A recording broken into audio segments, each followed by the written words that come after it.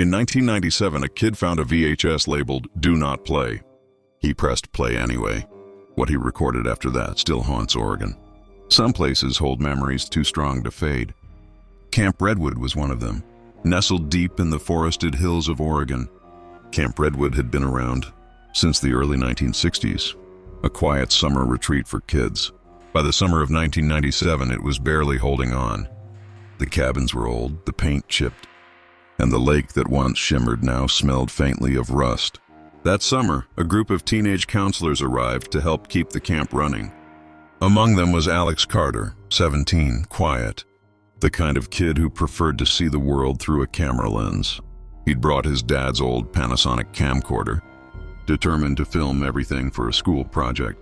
He had no idea that what he'd capture wasn't meant to be seen. The counselors arrived on a warm June afternoon. The forest road curved endlessly. Before opening into a clearing, rows of small wooden cabins and a crooked sign that read, "Camp Redwood, where memories live forever." The camp director, Mr. Dwyer, greeted them with forced enthusiasm. His gray hair was slicked back, his smile too tight.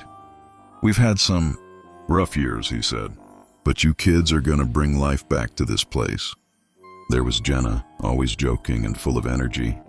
Mark, the athletic one. Lucy, quiet but kind. And Alex, the observer. That evening, as the sun dipped below the trees, Alex filmed everything, the cabins, the old canoes, the rusting flagpole. When he panned the camera toward the recreation hall, he noticed something odd.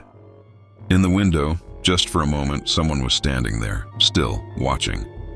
But when he lowered the camera and looked up with his own eyes, the window was empty. Inside the recreation hall, boxes of old VHS movies lined a wooden shelf, kids' films, camp documentaries, a few horror flicks banned from movie night. While organizing them, Alex found one unmarked tape. A faded sticker read in smudged pen, "Redwood 1984, do not play." He chuckled. "Probably some prank video," he said, pocketing it. That night, the counselors gathered to watch The Lion King on the big TV. But halfway through, the tape jammed and the player made a grinding noise. Mark groaned. "Guess we're out of luck." Alex, eager to entertain, pulled out the unmarked VHS. "Want to see what this is?" He laughed. Mr. Dwyer, who'd been passing by, froze. "Where'd you get that?" he asked sharply. Storage room," Alex said. "It was just lying there." "That one stays in the box," Dwyer said, his tone flat. "Don't mess with it." He took the tape, slid it into his office drawer, and locked it. Alex felt uneasy. The way Dwyer looked at it, it wasn't anger. It was fear. Over the next few days, the counselors settled into camp life. Children arrived, laughter returned, and the forest seemed alive again. But strange things started to happen. At night, counselors heard whispering near the cabins, soft and rhythmic, like chanting. Flashlights flickered. Radios turned on by themselves, playing muffled voices. One morning, Lucy found her bed soaked with lake water. Her shoes, neatly placed by the window, were full of sand. And on the mess hall's notice board, someone had pinned a photo that hadn't been there before. A black and white picture of campers from the 1980s. Their faces were scratched out.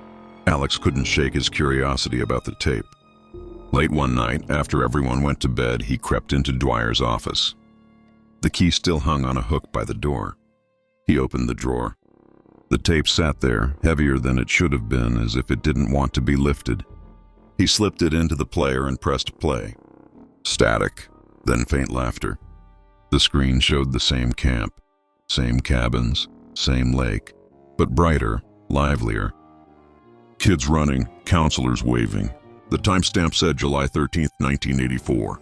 But as the video went on, something changed. The camera panned to the lake. A group of children stood on the dock, unmoving, staring into the water. Then a hand surfaced, pale, still, and the voice behind the camera whispered, "They never left, even when we buried them." The footage glitched and Alex jumped back. When the static cleared, he saw a single frame, someone standing by the lake, soaked, expression blank, eyes white as snow. Then the screen went black. He hit stop, but the tape kept playing. A whisper crawled through the speakers. "Rewind it. Watch again." The TV suddenly shut off, and from somewhere outside, through the thin cabin walls, he heard the same whisper, now in the trees. The next morning, Alex told Jenna what happened. She didn't believe him, until they found wet footprints leading from the recreation hall to the lake. That night, the group sat by the fire trying to laugh it off. But when Alex turned on his camcorder, the feed glitched. The small screen showed not their current campfire, but the same fire from the 1984 footage. Identical. Even the logs burned in the same shape. He looked up, nothing strange. Looked back down, the fire in the recording turned blue. Then faces appeared in the flame, dozens of them. The camcorder powered off, and that night 2 campers went missing. Mr. Dwyer called the local sheriff. A search began at dawn. The missing kids were found by the lake, unharmed, but shivering, whispering the same words. "We heard the movie playing. We went to see. When asked what they saw, they just kept repeating, 'The tape was playing.' They were watching us." Dwyer locked down the recreation hall and demanded every counselor stay put. But Alex couldn't. He needed to know what was on that tape. He grabbed his camera and snuck out once more. Inside the hall, rain pattered against the roof. The VHS player sat on the table, still humming faintly. Alex rewound the tape and pressed play again. This time it started with a news report. The footage showed Camp Redwood, police cars, and stretchers. A voiceover said, "July 14th, 1984. 5 campers and 1 counselor drown in Lake Redwood after a storm. The cause remains under investigation." Then, static again. When the picture cleared, Alex saw himself on screen. The same cabin, same camera angle. But this was impossible. He hadn't filmed this. He was sitting exactly where he stood now, looking at the TV. And on screen, his other self turned slowly toward the lens and smiled, then whispered, "You're part of the film now." Lightning struck. The power died. Jenna woke up to the sound of footsteps outside. She called for Alex, no answer. When she went to the recreation hall, she found the TV glowing in the dark, even without power. The screen showed the lake. Someone, maybe Alex, was walking into the water, camera in hand. He stopped waist deep, turned, and said softly, "They want me to finish the story." Then he vanished beneath the surface. By morning, Alex was gone. Only his camcorder was found, floating by the dock, battery still full. In 2022, a YouTube channel called Retro Horror Finds uploaded a video titled Lost Camp Footage VHS 1984-1997 Mix.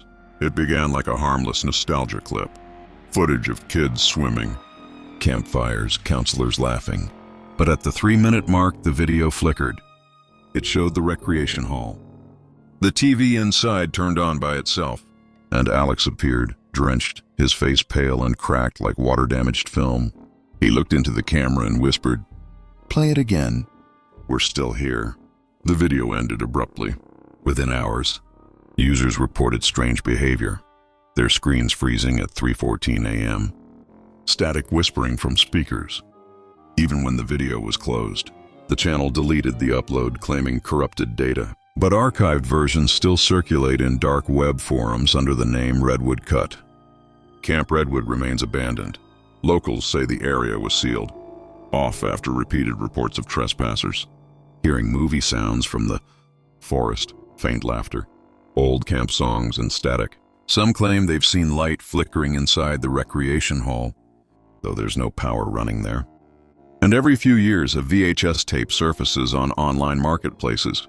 No label, just a faint smell of lake water, and tracking numbers that flash 1984, 1997 when played. Those who've watched it say the same thing.